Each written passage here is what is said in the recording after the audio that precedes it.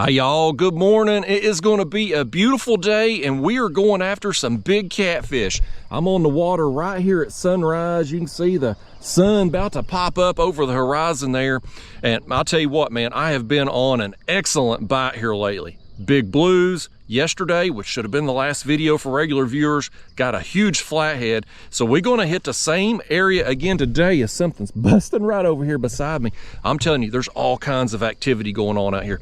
But oftentimes you will find a bite and it will keep happening in the same area around the same time of day until something changes. If you've got consistent weather and water conditions, that bite will keep going until something major changes. So tomorrow we've got some bad weather coming in. Supposed to get some storms, bunch of rain, but leading up to this we've had several days in a row of consistent weather. So I'm hoping the bite is going to be on again today, and if I quit flapping my gums here, we'll get on it and get after it. So I'm gonna put y'all on the chest while we get baited up. I've got a Carolina rig here on. It's a 10-aught size circle hook. We're gonna put a big skipjack head on here. Our bait today is very limited. I've got 3 whole skipjacks and I've got some scraps left over from my trip yesterday. So we're gonna have to be conservative, but we're gonna hopefully bust some big fish today. I can feel it, man. It's gonna be a good day. So there's that bait. Big head, 10-aught size circle hook, 80-pound leader line, swivel. We've got our 8-ounce egg sinker and then 40-pound main line. And of course I got my signature series rods here from Catfish Sumo, Kayak Catfish Gollywhopper rods. And that's what we're going after today, gollywhoppers, y'all.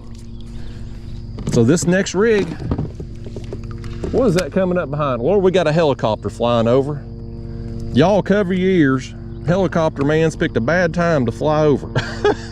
This next rig though, same thing. We're just gonna use a chunk of bait, and this rig is gonna have a fly under it, a Catfish Sumo bait stalker fly. Terrible timing for helicopter man. There it goes. We're going to drop it down here and I'm going to show you on the graph how we're setting up. We're suspend fishing today. We're in right now about 22 feet of water, so we're going to have our baits down there 18, 19 feet deep right here on this ledge. You see how the contours are? The land over here beside us comes off at a real steep angle down and then levels out. We're going to work the edge and we're going to work it all the way down river here behind me. And the last trip out here I didn't have to go very far and we was on fish. So my plan today is we're going to drift until we catch fish, reel that fish up, we'll come back above it, drift down again, and keep doing that until they stop biting, and then we'll just keep drifting down until we run into more fish. So y'all kick back, relax. We're gonna watch the sun come up and hopefully reel in some monsters today. Right there it comes, folks. The sun popping up over the horizon. That is a beautiful sight right there. Never gets old. Oh, our big head bait. Oh, buddy, look at that. Oh, that's a nice takedown. Nice, slow takedown right there on that huge head bait. Oh, that's exciting, man. When I feel that hit and I see that rod tip just slowly going over, that gets exciting real fast.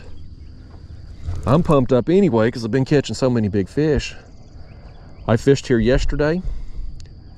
Got some big blues and big flathead, and I'd hit this spot earlier in the week, which was a couple videos ago now, and got some big blues that day too. There's just a lot of fish in this area right now. And until something changes, and I fear the weather change tomorrow is going to throw everything off, but until that happens, there's a good chance you could come out and keep just pounding it. So I'm out here today, we trying, and we've got a good one on right here. Oh, buddy, that's a good one. That's a good blue. Well, that's a dang nice fish. But after getting a better look at him here, he ain't as big as I thought he was going to be based on the takedown. That's still a heck of a way to start the day though, man. Man, that's awesome. I love this, y'all. Let me get up here and grab this thing, y'all. Since you didn't bring a net today, let me do the manual labor here for us. Nice, y'all. That camera's, I gotta fix that mount. Tomorrow, when it's pouring down rain, my goal is to fix that camera mount and get these rod holders securely mounted up here on the front. Right now, I'm still using the temporary mounts here on these gear tracks, which I'm not a fan of those. I've told you all that hundreds of times, I feel like, through the years. It's an accident waiting to happen. But since I just got this kayak within the last month here and wanted to try it out a little while, make sure I was going to like it long term, these have been functional for us, but I don't trust them long term, especially when you're catching fish like this. So I've got a bad camera angle, but I'm gonna try to hold it up there. Oh, the camera's crooked now. Lord Almighty, y'all hold the camera straight. I can't count onions for nothing. Now let's get him up. Y'all, that's a nice start. The takedown was bigger than the fish. I thought we had us a real monster on when I saw that rod going down, but it's a solid fish nonetheless. I'm happy with it.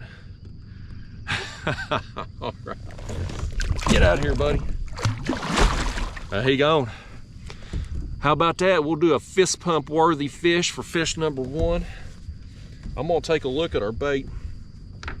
We gotta be conservative today, man. The skipjack have just been so hard to get this year. I just don't have many. So we're gonna take a look at the bait.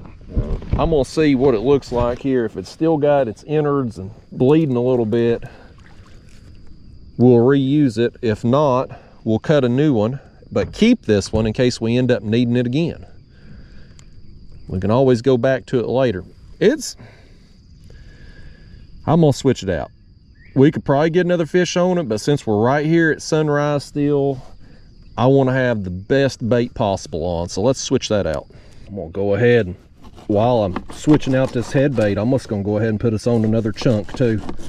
That other bait over there, it ain't been messed with, it ain't been hit, but the gut pockets fell out of it while we've been drifting along. So we'll just switch it out, spruce it up too. There we go.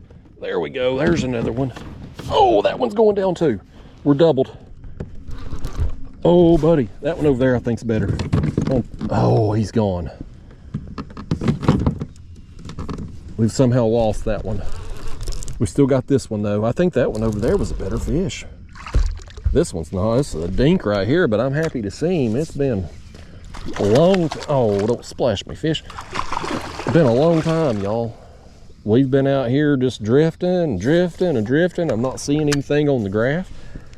Not having any taps at the baits. I've recently switched baits. I put on our last skipjack, our last whole one. So the last, assuming the head bait is still on that other rod, it's the last fresh head we'll have. Still got plenty of body sections left. Here's this little guy. Get on out of here, fish. He took the bait with him apparently. But yeah, y'all, it's been the sun is getting on up. I've just been drifting, just covering water. The bite today it's failed to live up to previous days out here. I still saw a lot of surface activity. The other fish was still active. It just don't seem like there's a lot of cats here today. So I'm gonna keep drifting on down though a little while longer and see what we run into. It's possible they've moved upriver, maybe they moved downriver, maybe they moved into the backwater areas. Who knows? We're up against the spawn here, so they're going to be any time now going on the nest. Could very well have been today they're on the nest, who knows. But anyway, y'all, all you can do is just cover water and eventually you run into fish. Well, folks, there's expectations and then there's reality. Now, my expectations were sky high. I thought we was gonna get a bunch of fish.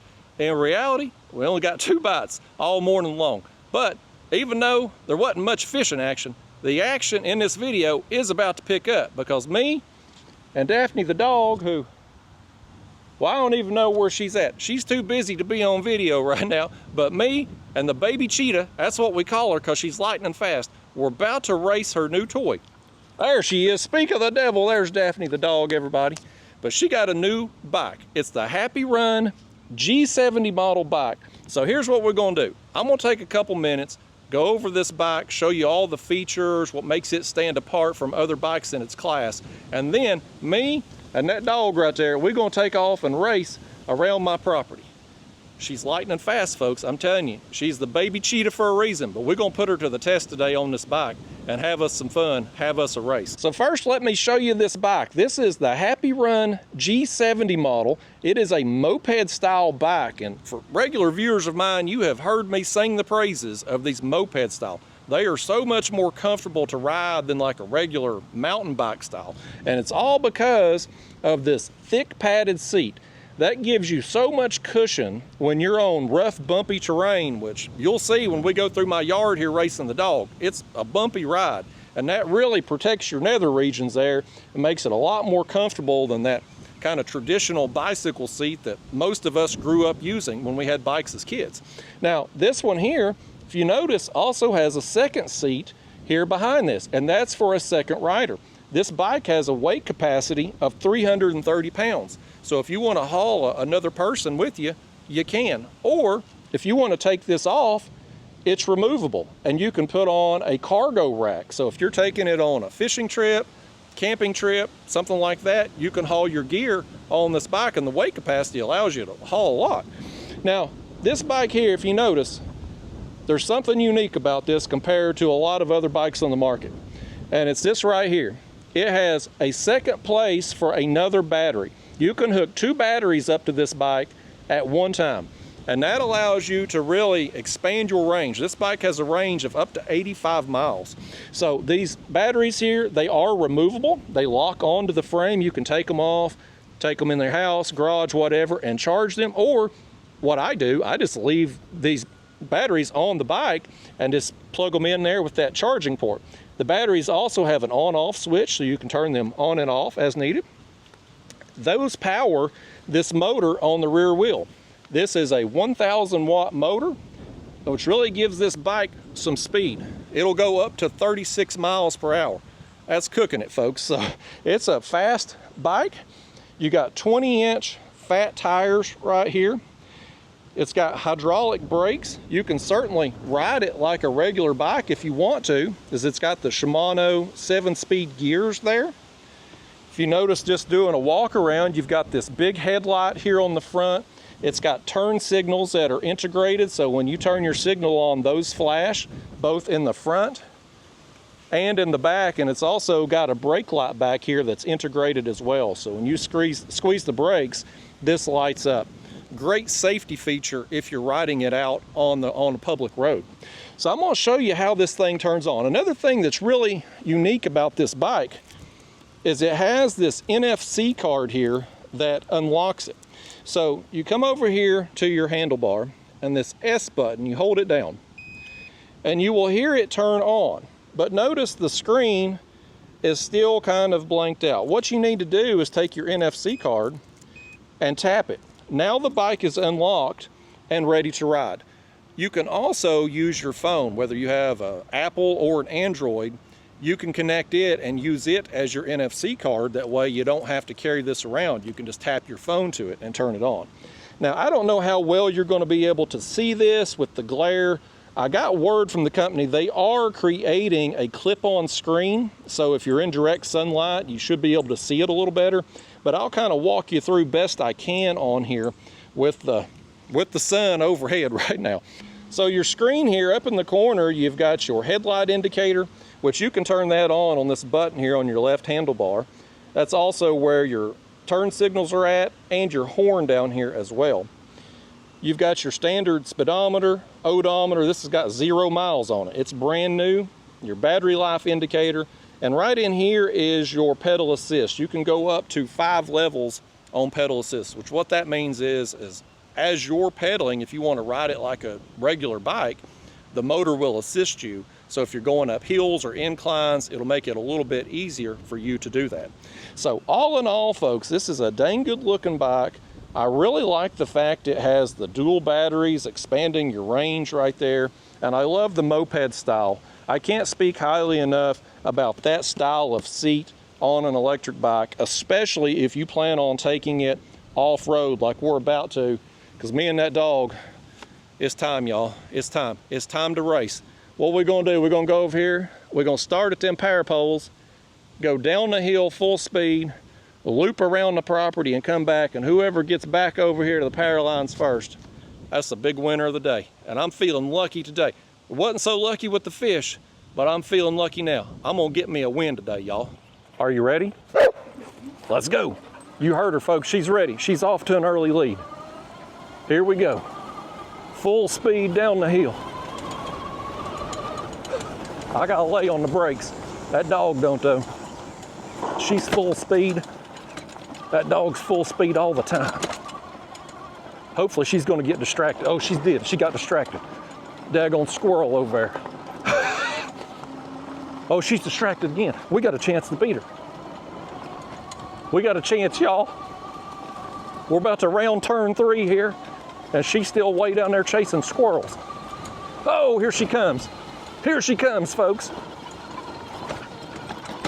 Oh, doggone, I think it's a tie.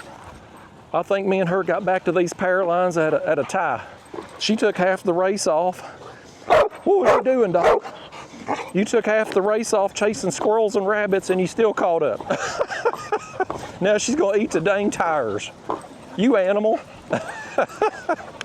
Why you always gotta taunt me, dog? Say, why you always gotta taunt me like that? You give me hope, make me think I got a chance. Every time. Well, folks, that dog does what she does. She just taunts us, makes us think we got a chance, and then sticks it to us at the end.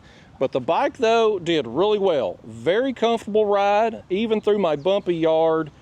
I'll have a link down here in the video description to their website. Again, it's the Happy Run G70 model. So I'll put all the information down there for y'all to check out their website. If they give me any kind of discount code, I'll certainly add that down there as well. But y'all check it out.